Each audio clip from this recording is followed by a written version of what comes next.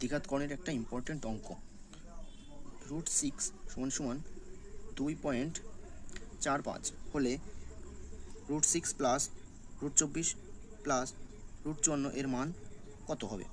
অঙ্কটা প্রথমে বাতিয়ে নিয়েছি। √6 প্লাস √24 প্লাস √54, √6কে রেখেই দিয়েছি। √24 6 গুণ 4 আর 54কে 9 গুণ 6, √6 বসেই গেল। 4 2 আকারে বাইরে বেরিয়ে আসলো, 9 3 আকারে বাইরে বেরিয়ে আসলো, আর 6টা রয়ে গেল। এবার সবার কাছে একটা করে 6 আছে, 6টা কমন নিলাম।